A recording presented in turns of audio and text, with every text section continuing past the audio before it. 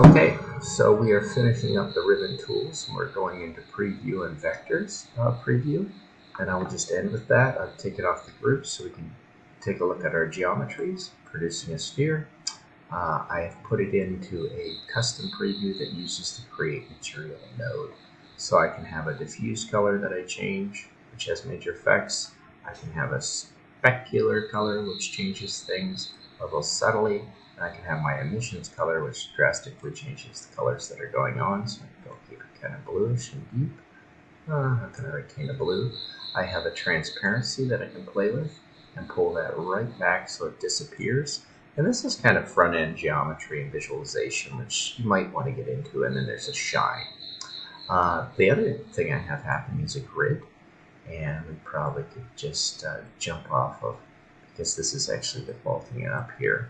If I put on the grid, just the grid, and I take off this geometry, disable, we can go into that grid and see what we're doing. We don't really need render to see this, so I might put it on shaded. Point order is nice because you produced vectors in how things are run, and you can see your data trees, which is a beautiful thing to do. If I flatten this, you'll see that obviously it's going to bring all that data, so it has to flow through every one. If I grafted it, there wouldn't be any information because you're putting every item on one of its branches. But point order is a great way to get a little bit of visualization happening and understanding your data trees. Point list is nice because you can see the numbers and you can change the size and scale of those numbers as you go. Vector display is always nice, and so what I did here was grab the points within them and see what, if I started them from those points and went to the vector towards the next point, you could see the effect of that.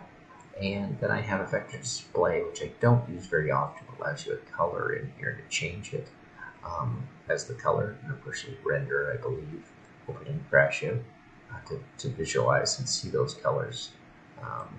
They should be changing subtly as I go.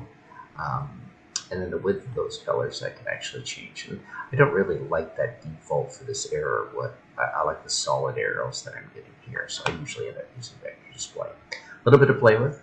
We'll take it all and we'll just put it to enable. Take the whole script and put it back in the group, and we will say goodbye and goodbye to the ribbon nodes, and we're going to get hard into plugins. And the one plugin I may end with is the one that I customized and did with Daniel Christev, which I'm excited to do. So let's just see what happens here as we move from the ribbon nodes over to some very exciting plugins and what might happen in the last 12 scripts. I know people have been looking forward to those, and I've been eager to do them myself. Thanks very much for watching.